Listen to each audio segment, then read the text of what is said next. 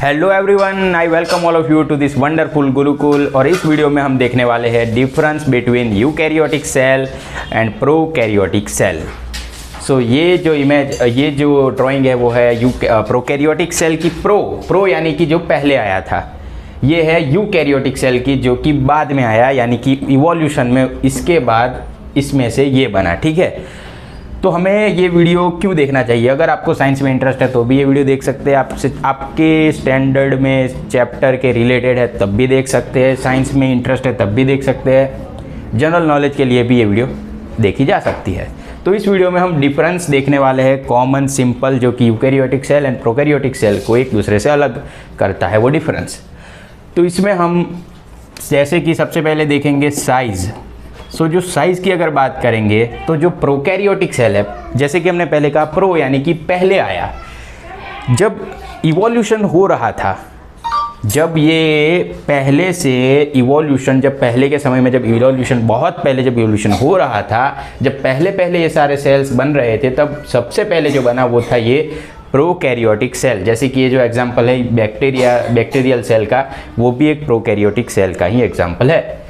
तो ये जो सेल है इस टाइप का होता है प्रोकैरियोटिक सेल, ठीक है, जिसकी साइज़ जो है वो इस यूकैरियोटिक सेल, इसके बनने के काफ़ी ज़्यादा मात्रा में समय के बाद, यानी कि काफ़ी ज़्यादा समय के बाद यूकैरियोटिक सेल यानी कि एक वेल डेवलप्ड सेल बना, जिसे हम यूकैरियोटिक सेल कहते हैं, जो कि हमें ह्यूमन जैसे वेल ऑर्गेनाइज्ड बॉडी में भी देखने को, बॉडी जो है उससे बनी होती है, वो सेल है, ये देखने को मिलता है। ठीक है, तो बहुत बाद में ये सेल बने फिर यूकैरियोटिक सेल्स, उसके पहले प्रोकैरियोटिक सेल्स आए थे।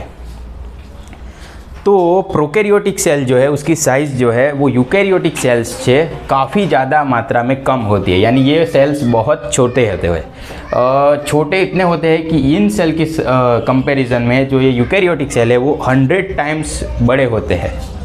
यानी कि इसकी साइज़ अगर मान ले एग्जाम्पल, इसकी साइज़ अगर 1 माने तो यूकैरियोटिक सेल, इसकी साइज़ यानी कि प्रोकैरियोटिक सेल की साइज़ 1 माने तो यूकैरियोटिक सेल की साइज़ होगी 100। ठीक है, यानी कि 100 गुना ज़्यादा बड़े होते हैं प्रोकैरियोटिक सेल्स की कंपैरिजन में यूकैरियोटिक सेल्स। उसके बाद हम देखेंगे न्यूक्लियस। दूसरा जो डिफरेंस है वो है इन दोनों के न्यूक्लियस के बीच में। प्रोकैरियोटिक सेल्स में न्यूक्लियस जो होता है, न्यूक्लियस वो वेल डेवलप नहीं होता और ना ही वो किसी मेम्ब्रेन से घिरा हुआ होता है, वहाँ पे कोई मेम्ब्रेन भी देखने को नहीं मिलती। वो सीधे ही ऐसे उसकी जो साइटोप्लाज्म है उसमें उसका जो डीएनए है वो ऐसे फ्लोट करता हुआ देखने को मिलता है, ऐसे ही अंदर छूटा होता है। ठीक है, वो किसी भी मेम्ब्रेन से बंद अंदर नहीं होता, वो ऐसे ही खुला अंदर फ्लोट कर रहा होता है। जबकि यूकैरियोटिक सेल में हमें प्रॉपर ऐसा न्यूक्लियस देखने को मिलता है जो कि डबल मेम्ब्रेनस होता है। डबल मेम्ब्रेनस यानी कि एक मेम्ब्रेन, उसके अंदर दूसरी मेम्ब्रेन और उसके अंदर फिर डीएनए आरएनए वगैरह सब होगा। ठीक है, तो ऐसा स्ट्रक्चर हमें यूकैरियोटिक यानी कि उसके बाद जो डेवलप्ड सेल है उसमें देखने को मिलता है, डबल मेम्ब्रेनस न्यूक्लियस। जबकि प्रोकैरियोटिक में ऐसा कोई भी न्यूक्लियस वेल डेवलप देखने को मिलता नहीं है। तो ये हो गया दूसरा डिफरेंस। उसके बाद हम देखेंगे तीसरा डिफरेंस, जो कि है सेल की ऑर्गेनल्स यानी कि कोशीय अंगिकाएं। तो जो ऑर्गेनल्स है,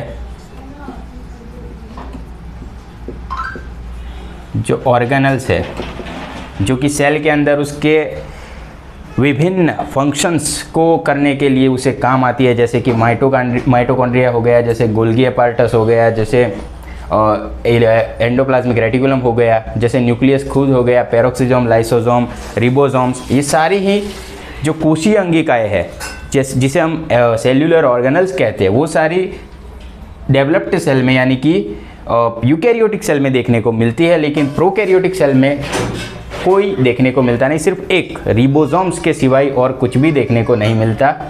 और वो भी यूकैरियोटिक सेल का जो रिबोसोम होता है प्रोकैरियोटिक सेल के रिबोसोम से अलग होता है। इसमें जो रिबोसोम होता है वो इसमें होता है, लेकिन एक और एक्स्ट्रा रिबोसोम जो यूकैरियोटिक सेल में होता है वो प्रोकैरियोटिक में देखने को नहीं मिलता। तो प्रोकैरियोटिक सेल में रिबोसोम्स कोशीय अंगिका के तौर पे रिबोसोम्स होते हैं, सिर्फ रिबोसोम, उसके सिवा कोई भी कोशीय अंगिकाएं नहीं होती। बाकी यूकैरियोटिक सेल में काफ़ी ज़्यादा मात्रा में अलग अलग प्रकार की कोशीय अंगिकाएँ होती है जो उसके फंक्शंस करने के लिए, उसके स्ट्रक्चर्स के लिए, ठीक है, ज़रूरी है और उसे काम आती है, ये सारी अंगिकाएँ होती है। तो एक हो गई साइज़ की बात, न्यूक्लियस की बात, ऑर्गेनल्स की बात, उसकी जो ऑर्गेनल्स होती हैं अंदर सब सेल्यूलर ऑर्गेनल्स, उसकी बात हो गई। उसके बाद पैरोक्सिसोम्स, लाइसोसोम्स, ये सारी ऑर्गेनल्स उसमें होती है। लाइसोसोम की जो साइज़ है वो पैरोक्सिसोम से छोटी होती है। लाइसोसोम की साइज़ पैरोक्सिसोम से छोटी होती है। गोल्जी एपार्टस का जो काम है सेल में, गोल्जी एपार्टस का जो सेल में काम है वो होता है प्रोटीन का ट्रांसपोर्ट होता है उसमें, और फिर प्रोटीन पैकेजिंग का उसका काम है, मेनली उसका काम प्रोटीन पैकेजिंग का है, ठीक है। फिर यूकैरियोटिक सेल में सेंट्रियोल होता है। प्लांट सेल जो होता है उसमें सेंट्रियोल नहीं होता। अभी यूकैरियोटिक सेल भी जैसे दो टाइप के होते हैं। यूकैरियोटिक सेल, एक तो प्लांट सेल हो गया, एक तो प्लांट सेल, और दूसरा हो गया एनिमल सेल। तो ह्यूमन का जो सेल है वो एनिमल सेल में आता है, बाकी वनस्पतियों का जो सेल्स होते हैं वो प्लांट सेल कहलाते हैं। तो प्लांट सेल जो होता है वो उसमें सेंट्रियोल नहीं होता। ऐसे ही एनिमल सेल में भी वैक्यूल नहीं होता, ठीक है। प्लांट सेल में सेंट्रियोल नहीं होता, एनिमल सेल में ऐसे देखने जाए तो वैक्यूल नहीं होता, जबकि प्लांट सेल में वैक्यूल होता है। तो ये चीज़ें हैं, ये भी एक डिफरेंस के तौर पे, जानकारी के तौर पे हम ध्यान में रख सकते हैं। फिर और एक डिफरेंस है जो कि है सेल मेम्ब्रेन, प्लाज्मा मेम्ब्रेन या सेल मेम्ब्रेन। तो जो सेल मेम्ब्रेन है वो रिजिड होती है। जैसे कि इस बैक्टीरियल सेल में देखें या प्रोकैरियोटिक सेल में देखें तो सबसे पहली लेयर जो होती है उसमें ये वाली, उसे कैप्सूल कहते हैं, जो कि बड़ी ही सख्त होती है, स्ट्रॉन्ग होती है, ठीक है। वो फ्लेक्सिबल बिल्कुल नहीं होती, स्ट्रॉन्ग होती है, जिससे कि उसे सुरक्षा मिलती है बाह्य एनवायरनमेंट से, बाह्य पर्यावरण से। कोई खतरा उसे लगे तो वो, ठीक है, उससे वो बच सकता है। वो स्ट्रॉन्ग होती है, बाह्य लेयर जो होती है वो।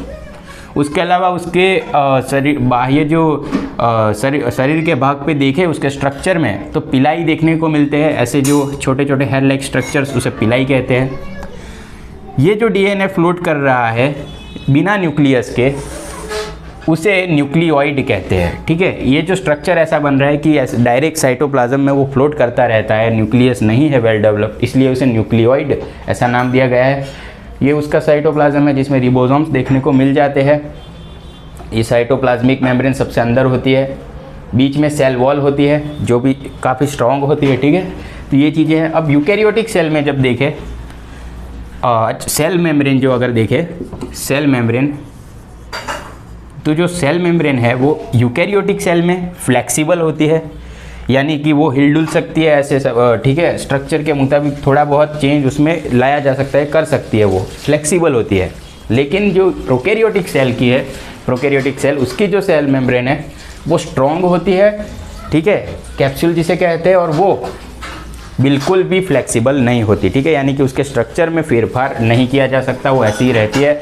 उसके अलावा वहाँ पे फ्लैजिला भी देखने को मिलता है प्रोकैरियोटिक सेल में, फ्लैजिला जो कि उसे मूवेबिलिटी प्रोवाइड करता है, यानी किसी फ्लूइड माध्यम में है वो, ठीक है, फ्लूइड में है किसी जगह पे, तो वो वहाँ पे हिलडुल सकता है, मूव कर सकता है, उसके लिए फ्लैजिला भी होता है। यूकैरियोटिक सेल में ऐसा कोई स्ट्रक्चर हमें देखने को नहीं मिलता। तो ये एक बात हो गई। अब एक डिफरेंस यूकैरियोटिक सेल के खुद का है वो देख लेते हैं। जैसे यूकैरियोटिक सेल दो टाइप के होते हैं, प्लांट सेल में और दूसरा एनिमल सेल। तो प्लांट सेल जो है उसमें सेल वॉल होती है, सेल वॉल जो कि सेल्यूलोज से बनी हुई होती है। सेल्यूलोज एक पॉलीसेकेराइड है, पॉलीसेकेराइड जो कि क्लासिफिकेशन में आता है, कार्बोहाइड्रेट के क्लासिफिकेशन में पॉलीसेकेराइड है सेल्यूलोज, ठीक है, जो जिससे बनी हुई होती है प्लांट की सेल वॉल। बाकी अगर एनिमल सेल में देखें तो यहाँ पे कोई भी सेल वॉल देखने को नहीं मिलती, सिर्फ प्लाज्मा मेम्ब्रेन होती है, प्लाज्मा मेम्ब्रेन, और वो फ्लेक्सिबल होती है, ठीक है। तो हमें यहाँ पे प्लाज्मा मेम्ब्रेन देखने को मिलती है। प्लाज्मा मेम्ब्रेन प्लांट सेल में भी होती है, लेकिन उसके बाहर एक और एक्स्ट्रा लेयर सेल वॉल होती है जो कि सेल्यूलोज से बनी हुई होती है। ये सारी चीज़ें हैं। तो ये सारी चीज़ें इन्फॉर्मेशन कह लीजिए, डिफरेंस कह लीजिए, बहुत सारे डिफरेंस देखे हमने, ठीक ठाक मात्रा में डिफरेंस देखे, जनरल नॉलेज के इन्फॉर्मेशन देखे, कुछ पॉइंट्स देखे, कुछ फैक्ट्स देखे, ये सारी चीज़ें देखी हमने इस वीडियो में। फिर से किसी ऐसे ही इन्फॉर्मेटिव वीडियो में मिलेंगे, तब तक के लिए थैंक यू फॉर वॉचिंग। मिलते हैं।